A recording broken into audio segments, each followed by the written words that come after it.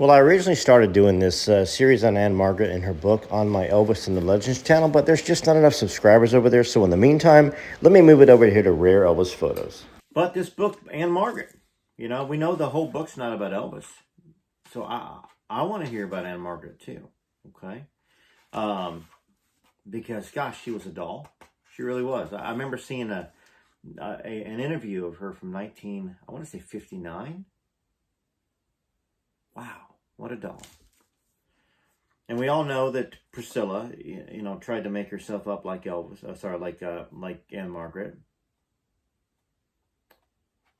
So why wouldn't she try to imitate Ann, right? Elvis was definitely very smitten.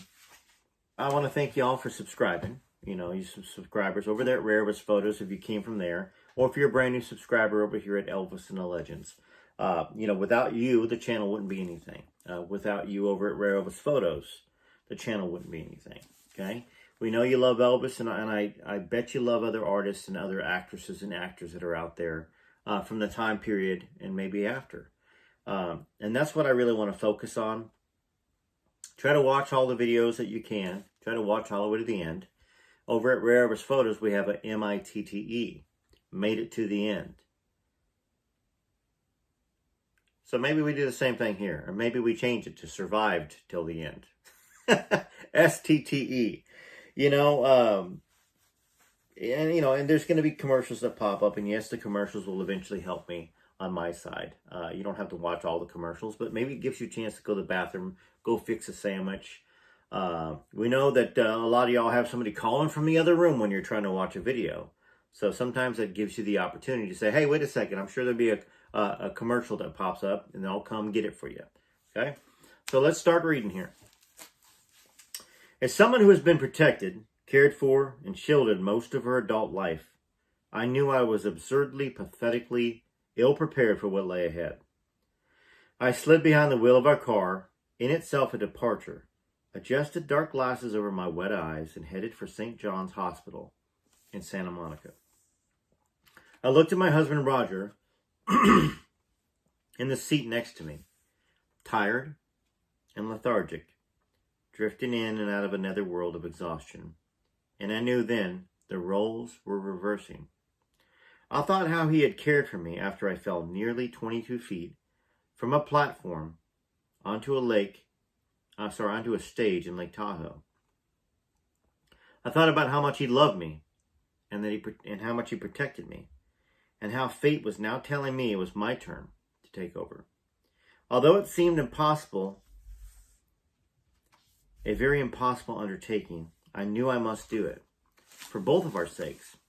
I had to become the assertive, take-charge woman I had never pretended or cared to be. I pulled into the hospital where Roger was scheduled to see a specialist to diagnose the mysterious ailment that had come on so insidiously.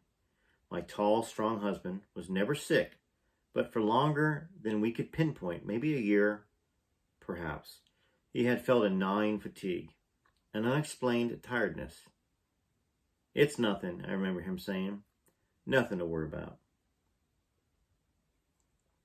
At first, I tried to put it out of my head. I was preoccupied with my own problems. 3 times during this period, I had been sure I was pregnant, then had been bitterly disappointed. Hence, it was easy for me to deny what was happening to Roger, to pretend everything was fine. Yet, there were days when Roger simply couldn't get out of bed. And for a man who was as driven, as frenetic as my husband, something was woefully wrong. In our family, Roger not only took charge of all the household details, he ran every aspect of my career, negotiating contracts, screening scripts, handling my investments, and producing my nightclub acts. Whenever I was on stage, Roger was in the wings, watching and wondering and worrying. If he thought I was exhausted at the end of the day, or at the end of the show, he would sometimes even lift me in his arms and carry me back to my dressing room. But now, increasingly, Roger had to will himself to get dressed in the morning. His muscles were betraying him, and we were both terrified. It would have been so easy for me to have succumbed to drinking again, the weakness that had plagued me for 5 years. But somehow, I managed to collect myself, took charge, and insisted that Roger see a doctor. And he had nodded, a compliance that had sent a chill through me. As I listened to the diagnosis we heard after the visit to St. John's, I was calm. We were told on that day, 12 years ago, that Roger had myasthenia gravis, a neuromuscular disease that was incurable. This was the same illness that had robbed Aristotle Onassis of his vitality, and now it was threatening Roger. It would have been natural for me to fold then, and I truly think many people would have suspected it of me. But there comes a point in life when clothes, money, and a large home in the hills mean nothing. When awards aren't worth the papers they're printed on. When jewels and fancy cars are worthless. When everything just stops. Time stopped, then it started again in a new way. Roger and I would beat this, we decided, and I would shield him from all the worries and cares he had once assumed. I picked up the phone and talked to the agents. I learned about the stocks, bonds, and the real estate matters that Roger had handled. I had also attended the leaking roof, broken appliances, and hillside sliding after the rain. For some time now, Roger's 3 children had been living with us, and I tried to handle as best as I could all of their problems as well. I trudged along, worrying that I was making mistakes, asking lots of questions to make sure I wasn't being taken advantage of, but slowly and surely gaining confidence. I never let Roger know the extent of my fear or exhaustion, but there were plenty of harrowing nights when I cried, sitting in my backyard in the Los Angeles hills. I must have been doing something right because God was on our side. After visits to the UCLA Medical Center and Mayo Clinic, after months of various medications and treatments, doctors and worries, Roger's health slowly improved. But his disease could reoccur at any time. Roger was quiet, grateful, prayerful, and calm. I began thinking about the day when there will be a cure, and I felt a surge of hope. Both of us are very different people today.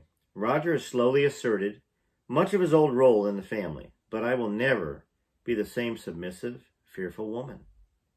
I have come a long way from my sheltered youth. The shy little girl is still there, but she has stepped aside, making way for a stronger, more confident woman. I'm a tough, stubborn Taurus, and I come from equally tough stock. I did exactly what no one expected me to do, including me.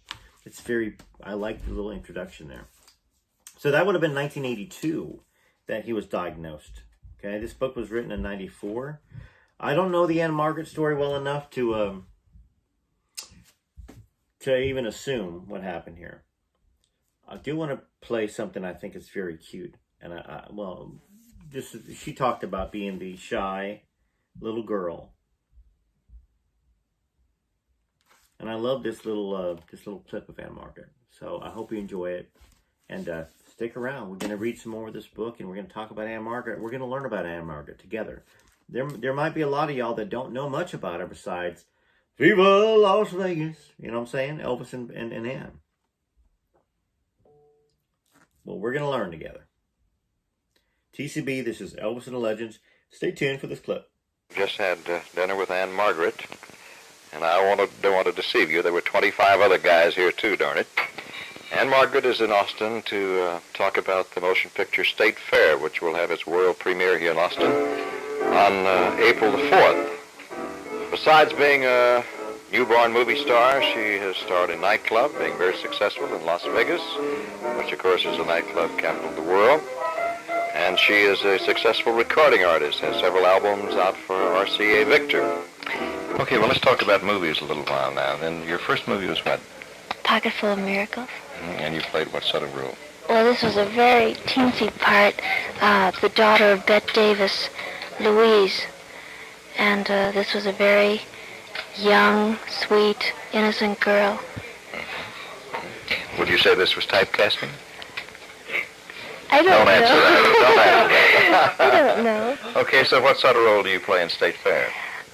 This girl's about 23, 24, and She's been around state fairs as an entertainer since she was 15. She's just a little bit tarnished, and the clothes she wears are all very, very tight. She wears a lot of jewelry. She's just a little less than chic. It's a good way to put it. Yes. Well, and also I was going to say her hair is bright red. They stripped, bleached, and dyed my hair red for this fall. And your hair is naturally what color? Very dark brown. Dark brown. And I've seen you, I saw your screen test, which we will see incidentally on this station next Sunday night on the Ed Sullivan Show, apparently. Right. We heard him plug it last week. And this interview will precede that showing. And you were a brunette and apparently a blonde in that. Well, the first part is taken from State Fair, the actual movie, the dramatic scene. And the second part, which is Bill Bailey, was taken from the screen test in January, 61. I don't know what I'm doing sitting here talking about hair. Let's go on to another subject. Tell me, now, this State Fair is a remake of the old State Fair, which starred Vivian Blaine and... We don't call this a remake. Oh, well, what do we call it? This State Fair has been done twice. I forget what this cat called it. I'm sure you got a fancy word for it. But this is entirely new.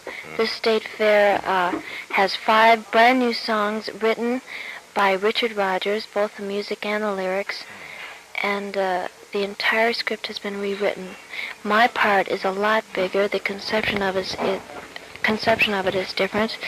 In the 1945 version of State Fair, Vivian Blaine had the role of Emily, and she was older than Dick Haymes. Now in this one, I'm younger than Pat Boone, and also I sing and dance and act in this one.